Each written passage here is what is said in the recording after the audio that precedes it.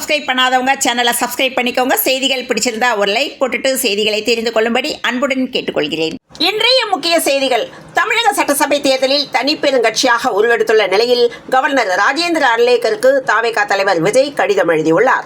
நடந்து முடிந்த சட்டசபை தேர்தலில் தாவேகா 108 இடங்களில் வெற்றி பெற்றுள்ளது. ஆனால் ஆட்சி அமைக்க 118 எம்எல்ஏக்கள் ஆதரவு வேண்டும் எனவும், அதன்படி தாவேகாவுக்கு தனி பெரும்பான்மை கிடைக்காததால் ஆட்சி அமைக்க வேறு கட்சிகளின் ஆதரவு தேவைப்படுவதாலும் தாவேகாவுக்கு பெரும்பான்மை கிடைக்காததால் விஜய் ஆட்சி அமைப்பதில் சிக்கல் ஏற்பட்டுள்ளது. இந்நிலையில் தேர்தலில் தனிப்பெருங்கட்சியாக உருவெடுத்த தாவேகாவை ஆட்சி அமைக்க அழைப்பு விடுக்குமாறு கவர்னருக்கு எழுதிய கடிதத்தில் விஜய் வலியுறுத்தியுள்ளார். பெரும்பான்மையை நிரூபிக்க விஜய் 14 நாட்கள் அவகாசம் கேட்டுள்ளார். 30 ஆண்டுகளுக்கு பிறகு படுதோல்வி அடைந்து அதிமுக கோட்டையில் கோட்டை விட்டது. சிவகங்கை மாவட்டம் திருப்பத்தூர் சட்டமன்ற தொகுதியில் கூட்டுறவுத்துறை அமைச்சர் KR பெரியகருப்பன் போட்டியிட்டார். இவருக்கும் அந்த தொகுதியின் தாவேகா வேட்பாளர் ஸ்ரீனிவாச சேதுபதிக்கும் வாக்கு எண்ணிக்கையின் போது கடைசி வரை டஃப் போட்டி நிலவி வந்தது. வாக்கு எண்ணிக்கையின் இறுதியில் தாவேகா வேட்பாளர் ஸ்ரீனிவாச சேதுபதி 83,375 வாக்குகள் பெற்று வெற்றி பெற்றுள்ளார். பெரியகருப்பன் பெற்ற வாக்குகளோ 83,374 ஆக ஒரே ஒரு வாக்கு வித்தியாசத்தில் தாவேகா வேட்பாளரிடம் வெற்றியை பெரியகருப்பன் நழுவவிட்டுள்ளார்.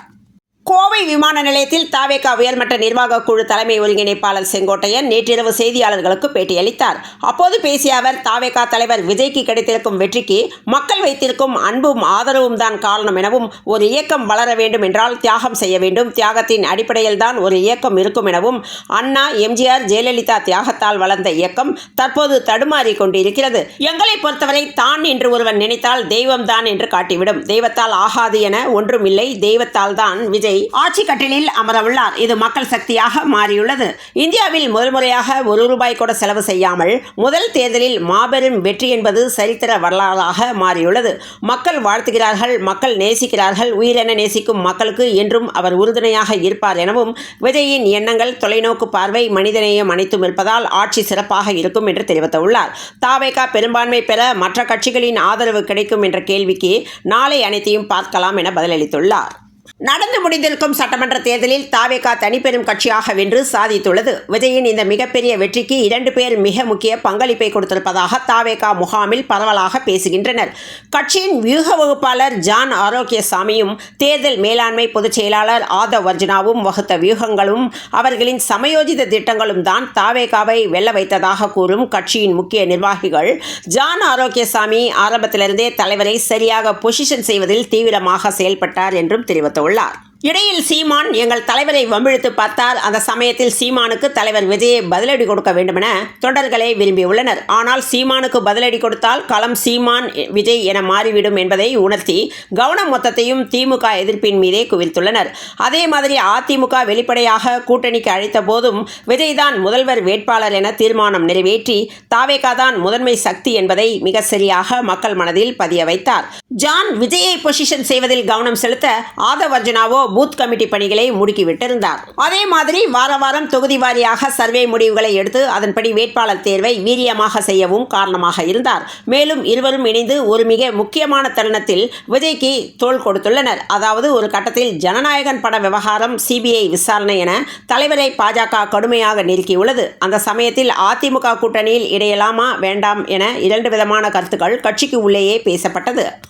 அந்த சமயத்தில் மிக தெளிவாக பாஜகவுடன் கூட்டணி வைத்தால் தமிழக மக்கள் நம்மை ஏற்க மாட்டார்கள் என விஜயிடம் தீர்க்கமாக கூறியது ஜானும் ஆதவும் தான் என்றும், அவர்கள் கூறியதால் தான் விஜயும் மிக தெளிவாக ஒரு முடிவை எடுத்து இன்று மக்களின் நம்பிக்கையை பெற்றுள்ளார் என்று தெரிவித்துள்ளனர்.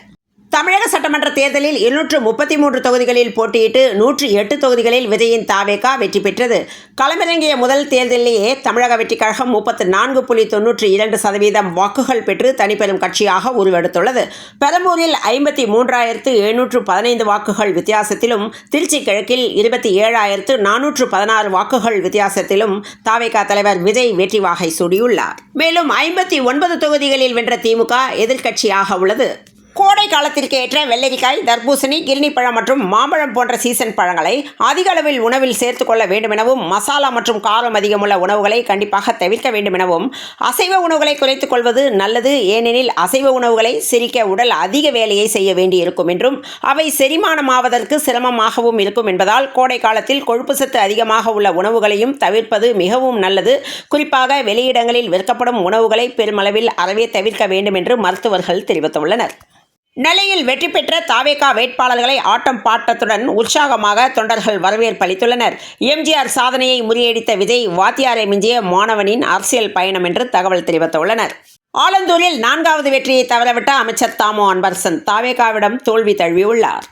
பாஜக வேட்பாளர்களை ஆதரித்து பிரதமர் மோடி, மத்திய அமைச்சர் அமித்ஷா பிரச்சாரம் செய்தும், மத்திய அமைச்சர்கள் பலர் முகாமிட்டும் 27 தொகுதிகளில் போட்டியிட்ட பாஜகவால் ஊட்டியில் மட்டுமே வெற்றி பெற முடிந்துள்ளது.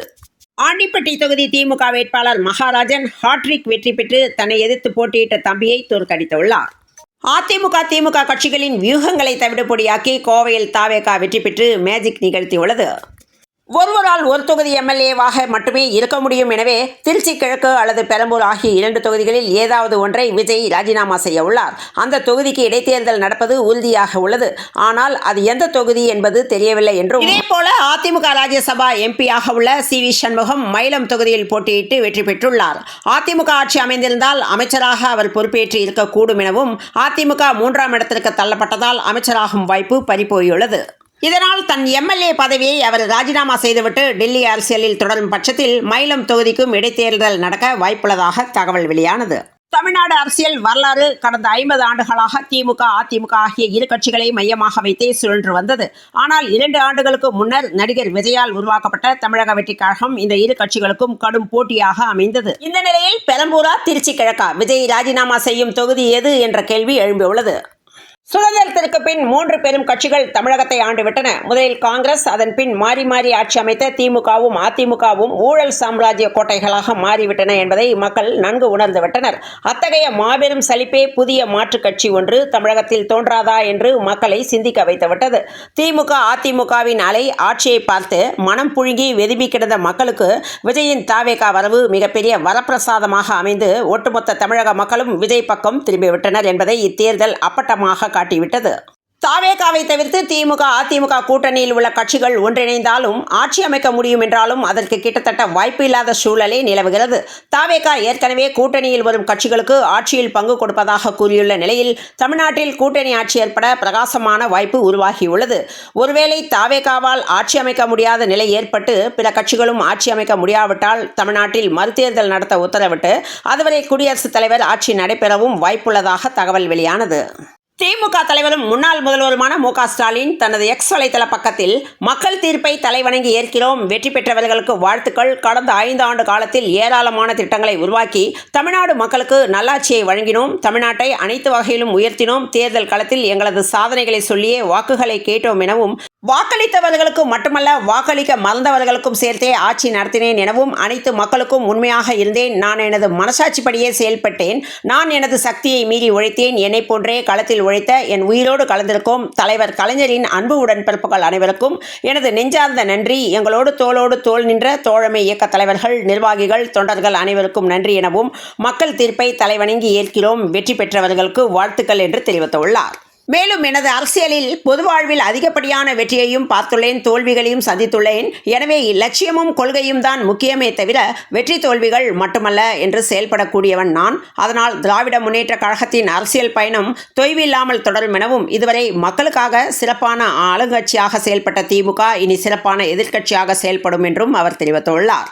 அனைவராலும் எதிர்பார்ப்புடனும் பார்க்கப்பட்ட தருமபுரி தொகுதியில் விஜய் அலையையும் மாமனார் ராமதாஸ் எதிர்ப்பு நிலையையும் கடந்து 20,896 வாக்குகள் கூடுதலாக பெற்று பாமகவின் சௌமியா அன்புமணி வெற்றி பெற்றுள்ளார். அதிரடியாக குறைந்த தங்கம் விலை, இன்று ஒரு சவரன் இவ்வளவுதானா? மகிழ்ச்சியில் இல்லத்தரசிகள். சென்னையில் ஆபரண தங்கத்தின் விலை இன்று அதிரடியாக குறைந்துள்ளது. தங்கம் 1 கிராமுக்கு 180 ரூபாய் குறைந்து 1 கிராம் தங்கம் 13,820 ரூபாய்க்கும், சவரனுக்கு 1,440 ரூபாய் குறைந்து ஒரு சவரன் தங்கம் 1,10,560 ரூபாய்க்கும் விற்பனையாகிறது. இத்துடன் இந்த செய்திகள் நிறைவடைந்த நிலையில் தொடர்ந்து இணைந்திருங்கள் பிரபாஸ் கதம்பம் செய்திகளுடன். மீண்டும் மற்றும் ஒரு செய்தியில் சந்திப்போம். நன்றி, வணக்கம்.